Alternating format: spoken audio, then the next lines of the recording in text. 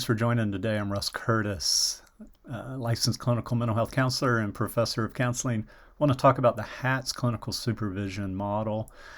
And I believe these are 4 domains that should be addressed in every supervision session with behavioral health providers, that supervisors need to directly ask about each of these 4 domains, and supervisees or counselors, behavioral health providers, need to be able to share this openly in their supervision sessions.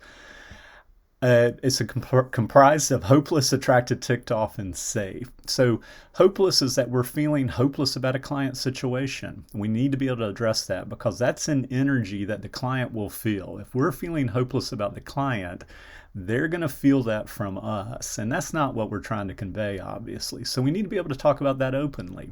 That's not a weakness. That's going to happen in your profession, whether you're brand new or an older supervisor or counselor. The attracted piece. In a recent report, 49% of cases against counselors were related to sexual violations in therapy. So that could have been with the client, sexual boundary violations with the client or with their family member, or in supervision. And although we learned this very early in counseling programs, the ethical code that you don't have sexual relations with clients, we don't spend a lot of time afterwards with that. And sometimes people can feel uncomfortable addressing that or mentioning that in supervision. So for the counselors out there, you need to be able to openly talk about times you feel attracted or you think the client is attracted to you. And supervisors need to directly ask about this in each supervision session. I would not have to keep saying this. I've done other videos on this, but the report was very clear that this is a large percentage of the violations that happen in the behavioral health world. The ticked off, you can be angry with clients. You're a human. You can be triggered, and you need to be able to talk about that in supervision and your own personal counseling as well.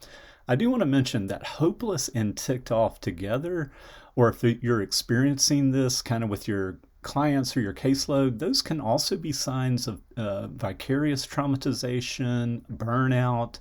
So again, if you don't feel like you have the freedom to discuss that openly, because you could say, oh my gosh, I can't talk about feeling hopeless or angry or irritated with a client. That's going to make me look bad. That's going to make me look like I'm not caring and professional and kind. Actually, not talking about it would be a bigger problem. And then last but not least, safe. I relate this to physical safety, particularly for folks who are doing home visits with clients or maybe leading groups where things could get out of control really quickly, maybe clients fighting each other.